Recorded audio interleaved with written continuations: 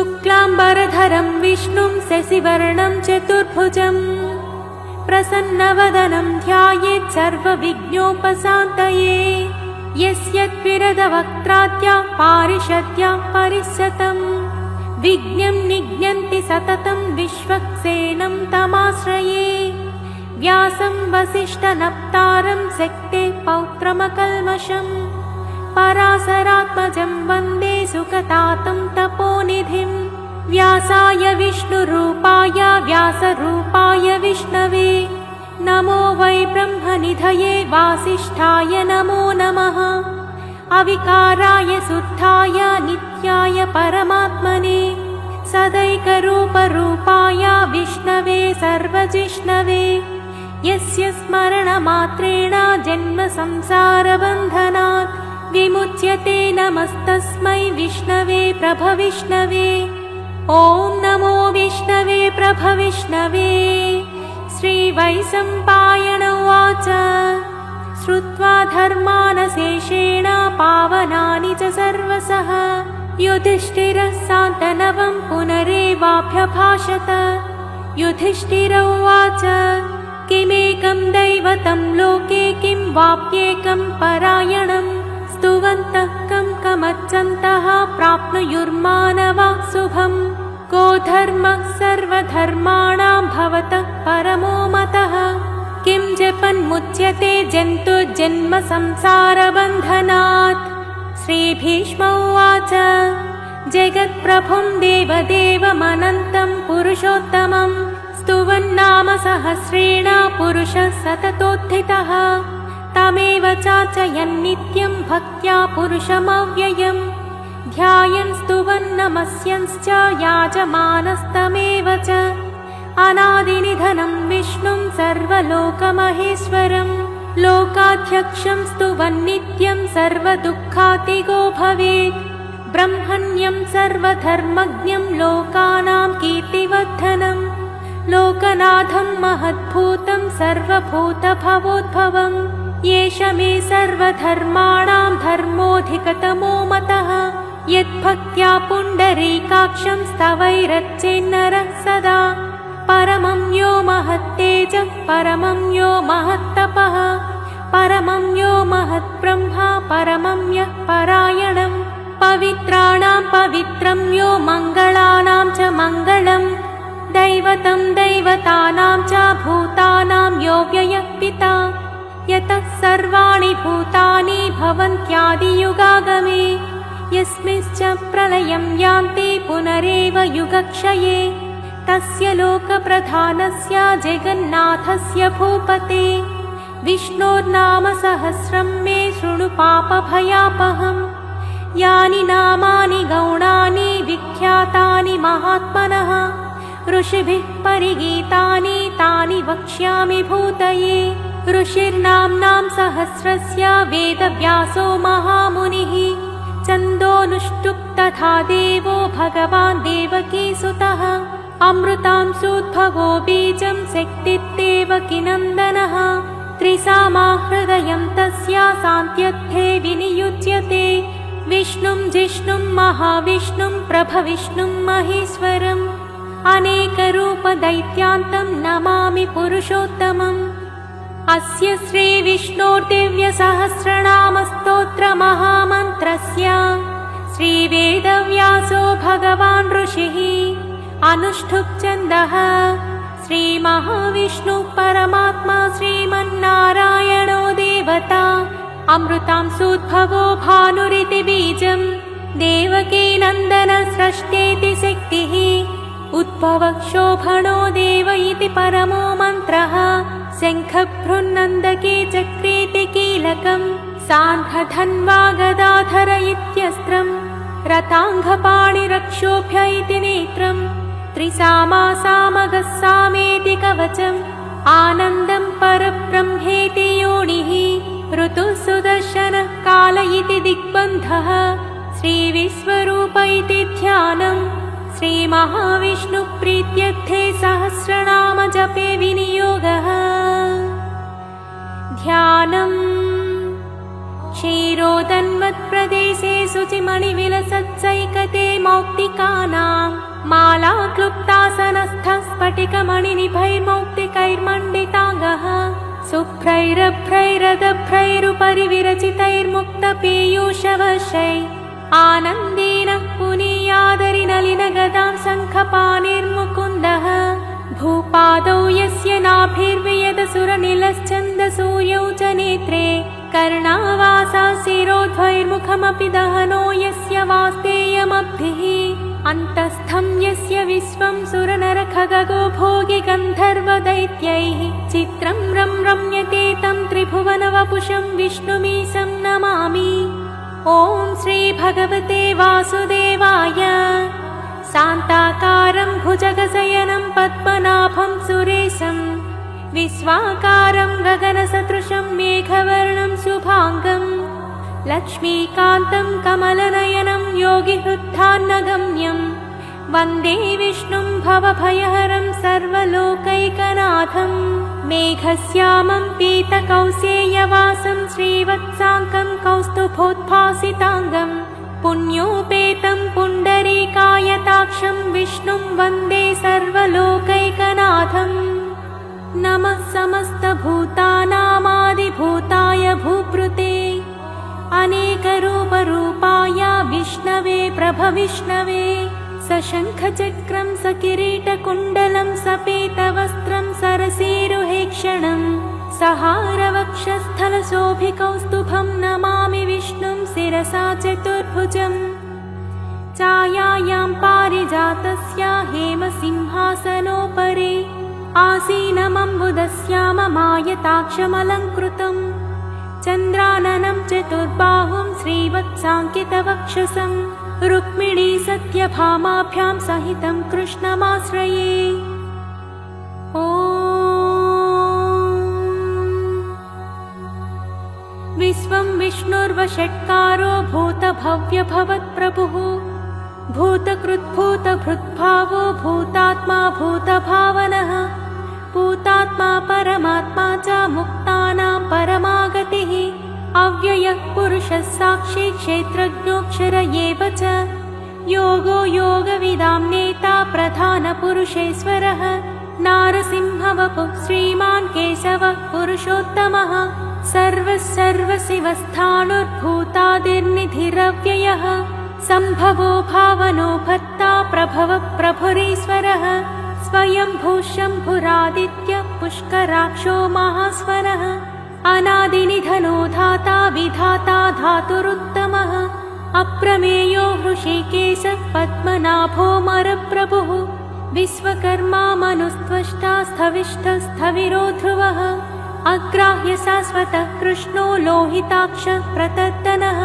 प्रभूतस्त्रिककुब्धामा पवित्रं मङ्गलं परम् ईशानः प्राणदः प्राणो ज्येष्ठः श्रेष्ठः प्रजापतिः हिरण्यगर्भो भूगर्भो माधवो मधुसूदनः ईश्वरो विक्रमी धन्वी मेधावी विक्रमः क्रमः अनुत्तमो दुराधश्च कृतज्ञः कृतिरात्मवान् सुरेशः शरणं शर्मा विश्वरेता प्रजाभवः अजः सर्वेश्वरः सिद्धः सिद्धः सर्वादिरच्युतः वृषा कपिरमेयात्मा सर्वयोगविनिसृतः वसुर्वसुमनः सत्यः समात्मा संमितः समः अमोघः पुण्डरीकाक्षो वृषकर्मा वृषाकृतिः रुद्रो बहुशिरा बभ्रुर्विश्वयोनिः शुचिस्रवाः अमृतः शाश्वतस्थाणुर्वरारोहो महातपाः सर्वगः सर्वविद्भानुर्विश्वक्सेनो जनार्दनः वेदो वेदविदव्यङ्गो वेदाङ्गो वेदवित्तविः लोकाध्यक्षः सुराध्यक्षो धर्माध्यक्षः कृताकृतः चतुरात्मा चतुर्व्यूहश्चतुर्धंष्ट्रचतुर्भुजः भ्राजिष्णुर्भोजनं भोक्ता सहिष्णुर्जगदादिजः अनघो विजयो जेता विश्वयोनिः पुनर्वसुः उपेन्द्रो वामनः प्रांसुरमोघः सुचिरुचितः अतीन्द्रः सङ्ग्रहः सर्गो धृतात्मा नियमो यमः वेद्यो वैद्यः सदा योगी वीरः माधवो मधुः अतीन्द्रियो महामायो महोत्साहो महाबलः महाबुद्धिर्महावीर्यो महाशक्तिर्महाद्युतिः अनिर्देश्य वपु श्रीमानमेयात्मा महादिक्हृत् महेश्वासो महीभर्ता श्रीनिवासः सताङ्गतिः अनिरुद्धः सुरानन्दो गोविन्दो गोविदाम्पतिः मरीचित्तमनोहंसः सुपर्णो भुजगोत्तमः हिरण्यनाभः सुतपाः पद्मनाभः प्रजापतिः अमृत्युत्सर्वदृक्सिंहः सन्धाता सन्धिमान् स्थिरः अजो दुर्मशणः शास्ता विश्रुतात्मा सुरारिः गुरुर्गुरुतमो धाम सत्यः सत्यपराक्रमः निमिषो निमिषस्रग्वी वाचस्पतिरुदारधीः अग्रणिर्ग्रामणीः श्रीमन्न्यायो नेता समीरणः सहस्रमूर्धा विश्वात्मा सहस्राक्षः सहस्रपात् आवर्तनो निवृत्तात्मा संवृतः सम्प्रमर्दनः आहः संवर्तको वह्निरनिलो धरणीधरः सुप्रसादः प्रसन्नात्मा विश्वसृड्विश्वभुग्विभुः सत्कर्ता सत्कृतः साधुज्जह्नु नारायणो नरः असंख्येयो प्रमेयात्मा विशिष्टः शिष्टकृच्छुचिः सिद्धार्थः सिद्धसङ्कल्प सिद्धिदसिद्धिसाधनः वृषा हि वृषभो विष्णुर्वृषपर्वा वृषोदरः वर्धनो वर्धमानश्च विवक्तः श्रुतिसागरः सुभुजो दुद्धरो वाग्मी महेन्द्रो वसुदो वसुः नैकरूपो बृहद्रूपः सिपिविष्टः प्रकाशनः ओजस्तेजोद्युतिधरः प्रकाशात्मा प्रतापनः बुद्धस्पष्टाक्षरो मन्त्रश्चन्द्रांशुर्भास्करद्युतिः अमृतांशोद्भवो भानुः ससबिन्दुः सुरेश्वरः औषधं जगतः सेतुः सत्यधर्मपराक्रमः भूतभव्यभवन्नादः पवनः पावनो नलः कामः कामकृत्कान्तः कामः कामप्रदः प्रभुः युगादिकृत्युगावर्तो नैकमायो महासनः अदृश्यो व्यक्तरूपश्च सहस्रजिदनन्तजित् इष्टो विशिष्टः शिष्टेष्टः शिखण्डी नहुषो वृषः क्रोधः क्रोधकृत्कर्ता विश्वबाहुर्महीधरः अच्युतः प्रतिदः प्राणः प्राणदो वासवानुजः अपां निधिरधिष्ठानमप्रमत्तः प्रतिष्ठितः स्कन्दः स्कन्दधरो धुर्यो वरदो वायुवाहनः वासुदेवो बृहद्भानुरादिदेवः पुनन्दरः अशोकस्तारणस्तारासूरः सौरिज्जनेश्वरः अनुकूलः सतावत्तः पद्मी पद्मनिभेक्षणः पद्मनाभोरविन्दाक्षः पद्मगर्भः शरीरभृत् महत्तिर्वृद्धो वृद्धात्मा महाक्षो गरुडध्वजः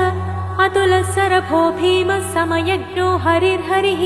सर्वलक्षणलक्षण्यो लक्ष्मीवान् समितिञ्जयः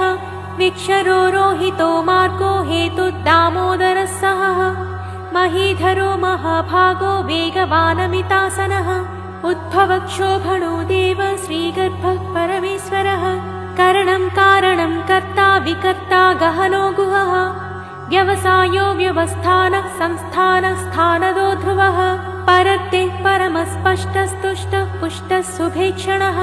रामो विरामो विरजो मार्गो नेयो नयो नयः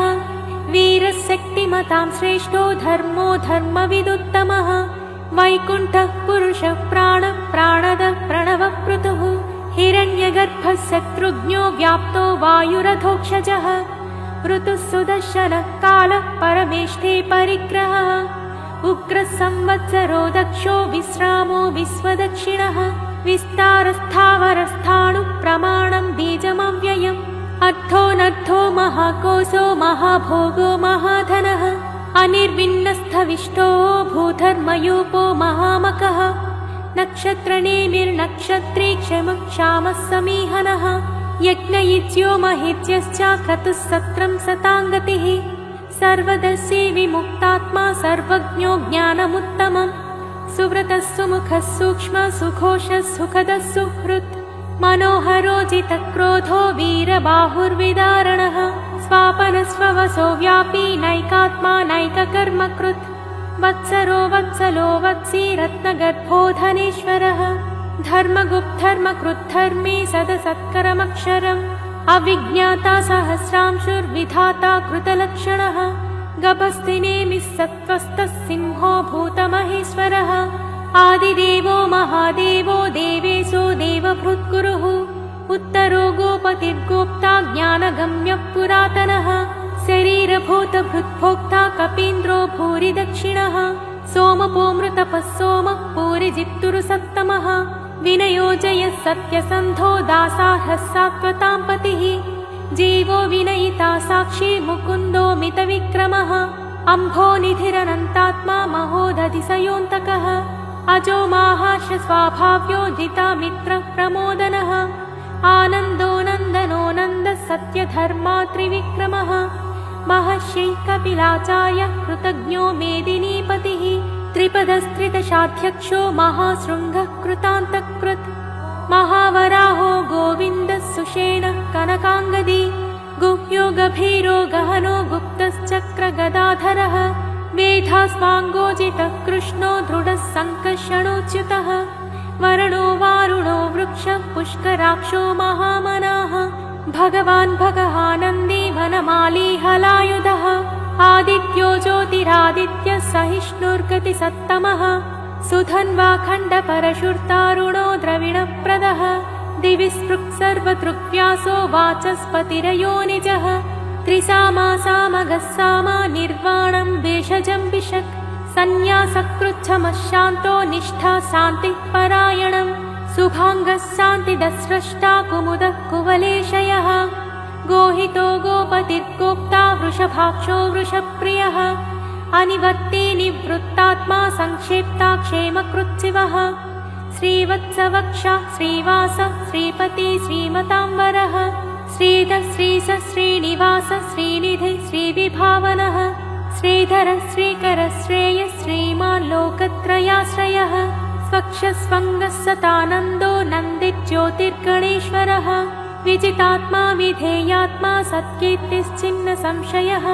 उदीर्णः सर्वतश्चक्षुरणी शाश्वतस्थिरः भूषयो भूषणो भूतिर्विशोकः शोकनाशनः अच्छिष्मानच्चितः कुम्भो विशुद्धात्मा विशोधनः अनिरुद्धो प्रतिरतः प्रद्युम्नो मितविक्रमः कालनेमिनिहावीरः सौरिः सूरजनेश्वरः त्रिलोकात्मा त्रिलोकेशः केशवः केशिहा हरिः कामदेवः कामपालः कामीकान्तः कृतागमः अनिर्देश्य वपुर्विष्णुर्वीरोऽनन्तो धनञ्जयः ब्रह्मण्यो ब्रह्मकृत् ब्रह्मा ब्रह्म ब्रह्मविवर्धनः ब्रह्मविद् ब्राह्मणो ब्रह्मी ब्रह्मज्ञो ब्राह्मणप्रियः महाक्रमो महाकर्मा महातेजा महोरगः महाक्रतुर्महायज्वा महायज्ञो महाहविः स्तव्यस्तवप्रियस्तोत्रं स्तुतिस्तोतारणप्रियः पूर्णः पूरयिता पुण्यः पुण्यकीर्तिरनामयः मनोजवस्तिस्थकरो वसुरेता वसुप्रदः वसुप्रदो वासुदेवो वसुर्वसुमनाहविः सद्गतिः सत्कृतिः सत्ता सद्भूतिः सत्परायणः सूरसेनो यदुश्रेष्ठः सन्निवासः सुयामुनः भूतावासो वासुदेवः सर्वासु निलयो नलः दर्पः दर्पदो दृप्तो दुर्धरोऽथा पराजितः विश्वमूर्तिर्महामूर्तिर्दीप्तमूर्तिरमूर्तिमान् अनेकमूर्तिरव्यक्तः शतमूर्तिः शताननः एको नैकस्तवः कः किं यत्तत्पदमनुत्तमम् लोकबन्धुर्लोकनाथो माधवो भक्तवत्सलः सुवर्णवर्णो हेमाङ्गो वराङ्गश्चन्दनाङ्गदी वीरः विषमाशून्यो घृतासीरचलश्चलः अमानीमानदो मान्यो लोकस्वामी त्रिलोकधृत् सुमेधा मेधजो धन्यः सत्यमेधाधराधरः तेजो वृषो द्युतिधरः सर्वशस्त्रभृताम्बरः प्रग्रहो निग्रहो व्यग्रो नैकशृङ्गो गदाग्रजः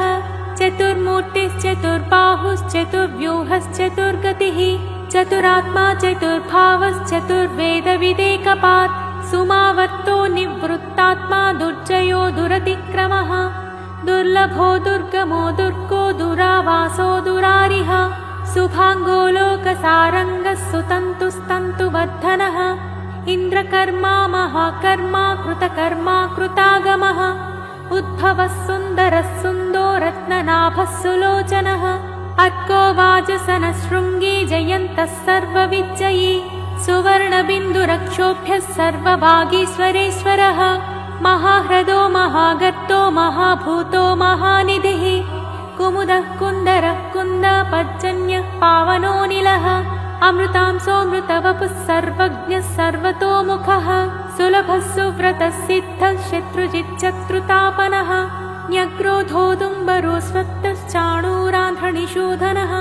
सहस्राच्चिः सप्तजिह्वः सप्तैधा सप्तवाहनः अमूर्तिरनघोचिन्त्यो भयत्कृद्भयनाशनः अणुर्बृहत्कृशस्थूलो गुणबृन्निर्गुणो महान् अद्रुतस्वद्रुतस्वास्थ्या प्राग्वंशो वंशवर्धनः भारभृत्कथितो योगी योगीशः सर्वकामदः आश्रमश्रमणक्षामः सुपर्णो वायुवाहनः धनुर्धरो धनुर्वेदो दण्डो दमयिता दमः अपराजितः सर्वसहो नियन्ता नियमो यमः सत्त्ववान् सात्विकः सत्यः सत्यधर्मपरायणः अभिप्रायः प्रियर्होर्हः प्रियकृत्प्रीतिवर्धनः विहाय सगतिर्ज्योतिः सुरुचिर्भुतभुग्विभुः रविर्विलोचनः सूर्यः सविता रविलोचनः अनन्तो हुतभुग्भोक्ता सुखदो नैकजोग्रजः अनिर्विण्णः सदामर्षि लोकाधिष्ठानमद्भुतः सनातनतमः कपिलः कपिरव्ययः स्वस्ति दस्वस्ति कृत्स्वस्ति स्वस्ति भुक् स्वस्ति दक्षिणः अरौद्रः कुण्डली चक्री विक्रम्योचितशासनः शब्दातिगशब्दसः शिशिरः सर्वरीकरः अक्रूरः पेशलो दक्षो दक्षिणः क्षमिणाम्बरः विद्युत्तमो वीतभयः पुण्यश्रवणकीर्तनः उत्तारणो दुष्कृतिः पुण्यो दुःस्वप्ननाशनः वीरः रक्षणः सन्तो जीवनं पर्यवस्थितः अनन्तरूपोऽनन्त श्रीचितमन्युर्भयापहः चतुरस्रो गभीरात्मा विदिशो व्यादिशो दिशः अनादिर्भूर्भुवो लक्ष्मीः सुवीरो रुचिराङ्गदः जननो जनजन्मादिर्भीमो भीमपराक्रमः आधारनिलयो धाता पुष्पहासः प्रजागरः ऊर्ध्वगः सत्पथाचारः प्राणदः प्रणवः पनः प्रमाणं प्राणनिलयः प्राणभृत्पाणजीवनः तत्त्वं तत्त्वविदेकात्मा जन्म मृत्युजरातिगः भूर्भुवः स्वस्थरुस्तारः सविता प्रपितामहः यज्ञो यज्ञपतिर्यजा यज्ञाङ्गो यज्ञवाहनः यज्ञभृद्यज्ञकृत्यग्नि यज्ञभुग्यज्ञसाधनः यज्ञान्तकृत्यज्ञगुह्यमन्नमन्नादयेव च आत्मयोनिस्वयं जातो वैखानः सामगायनः देवकीनन्दनस्रष्टा क्षितीशः पापनाशनः शङ्खबृन्नन्दकी चक्रे साङ्घधन्वा गदाधरः रथाङ्गपाणिरक्षोभ्यः सर्वप्रहरणायुधः श्रीसर्वप्रहरणायुध ॐ नम इति वनमाली गदे साङ्घी शङ्खी चक्री च नन्दकी श्रीमान्नारायणो विष्णुर्वासुदेवोऽभिरक्षतु वनमाली गदे शाङ्घी शङ्खी चक्री च नन्दकी श्रीमान्नारायणो विष्णुर्वासुदेवोऽभिरक्षतु वनमाली गदे शाङ्घी शङ्खी चक्री च नन्दकी श्रीमान्नारायणो विष्णुर्वासुदेवोऽभिरक्षतु इतीदं कीर्तनीयस्य केशवस्य महात्मनः नाम्नां सहस्रं दिव्यानामशेषेण प्रकीर्तितम् य इदं शृणुयान्नित्यं यश्चापि परिकीर्तयेत् नाशुभं प्राप्नुयात् किञ्चित् सोमुत्रेह च मानवः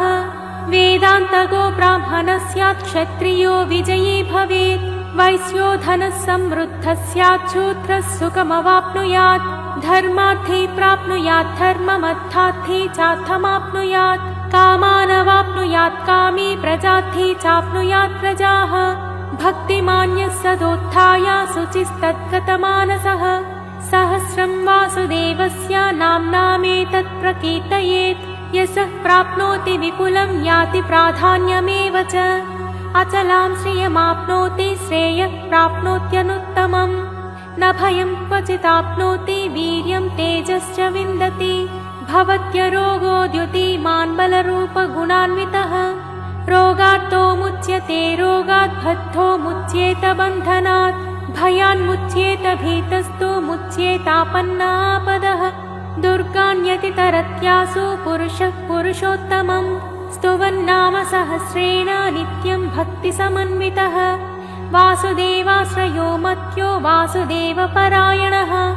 सर्वपापविशुद्धात्मा याति ब्रह्म सनातनम् न वासुदेवभक्तानाम शुभं विद्यते क्वचित् जन्म मृत्युजरा व्याधिभयं नैवोपजायते इमं स्तवमधीयानः श्रद्धा भक्तिसमन्वितः युज्येतात्मा सुखक्षान्ति श्रीधृतिस्मृतिकीर्तिभिः न क्रोधो न च मात्सर्यं न लोभो नाशुभामतिः भवन्ति कृतपुण्यानां भक्तानां पुरुषोत्तमे ध्वजचन्द्रार्कनक्षत्रं खं दिशो भूर्महोदधिः वासुदेवस्य वीर्येण विधृतानि महात्मनः ससुरासुरगन्धर्वं सयक्षोरगराक्षसं जगद्वशे वर्ततेदं कृष्णस्य सचराचरम् इन्द्रियाणि मनोबुद्धिः सत्त्वं तेजो बलं धृतिः वासुदेवात्मकान्याहुः क्षेत्रं क्षेत्रज्ञ एव च सर्वागमानामाचारः प्रथमं परिकल्पितः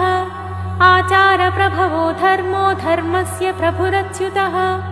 ऋषयः पितरो देवा महाभूतानि धातवः जङ्गमाजङ्गमं चेदं जगन्नारायणोद्भवम् योगो ज्ञानं तथा साङ्ख्यं विद्या शिल्पादिकर्म च वेदाशास्त्राणि विज्ञानमेतत् सर्वं जनार्दनात् एको विष्णुर्महद्भूतं पृथग्भूतान्यनेकशः त्रीन् लोकान्याप्य भूतात्मा भुङ्क्ते विश्वभुगव्ययः इमं स्तवं भगवतो विष्णो व्यासेन कीर्तितं पठेद्य इच्छेत् पुरुषः श्रेयः प्राप्तुं सुखानि च विश्वेश्वरमजं देवं जगतः प्रभुमव्ययम् भजन्ति ये पुष्कराक्षं न ते यान्ति पराभवम् न ते यान्ति पराभवम् ॐ नमः इति अर्जुन उवाच पद्मपत्रविशालाक्ष पद्मनाभसुरोत्तम भक्तानामनुरक्तानां त्राता भवजनार्दन श्रीभगवानुवाच यो मां नाम सहस्रेण स्तोतुमिच्छति पाण्डव सोऽहमेकेन श्लोकेन स्तुत एव न संशयः स्तुत एव न संशय ॐ नमः इति व्यास उवाच वासनत्वासुदेवस्य वासितं ते जगत्त्रयम् सर्वभूतनिवासोऽसि वासुदेव नमोऽस्तुते श्रीवासुदेव नमोऽस्तुत ॐ नमः इति पार्वत्युवाच केनोपायेन लघुना विष्णोर्नाम सहस्रकम् पठ्यते पण्डितैर्नित्यं श्रोतुमिच्छाम्यहं प्रभो ईश्वर उवाच श्रीराम राम रामेति रमे रामे मनोरमे सहस्रनाम तत्तुल्यं रामनामवरानने श्रीराम राम रामेति रमे रामे मनोरमे सहस्रनाम तत्तुल्यं रामनामवरानने श्रीराम राम रामेति रमे रामे मनोरमे सहस्रनाम तत्तुल्यं रामनामवरानने रामनामवरानन ॐ नमः इति ब्रह्मोवाच नमोऽस्त्वनन्ताय सहस्रमूर्तये सहस्रपादाक्षशिरोरुबाहवे सहस्रनाम्ने पुरुषाय शाश्वते सहस्रकोटियुगधारिणे नमः सहस्रकोटियुगधारिणे ॐ नमः इति सञ्जय उवाच यत्र योगेश्वरः कृष्णो यत्र पार्थो धनुर्धरः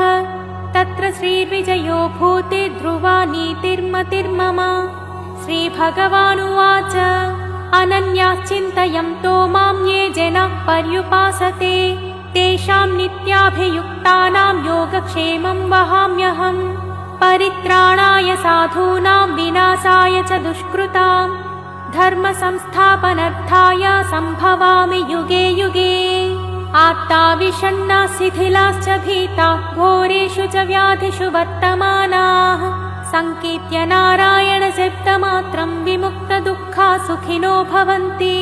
कायेन वाचा मनसेन्द्रियैर्व्याबुद्ध्यात्मना वा प्रकृते स्वभावात् करोमि यद्यत् सकलं परस्मै नारायणायेति समर्पयामि।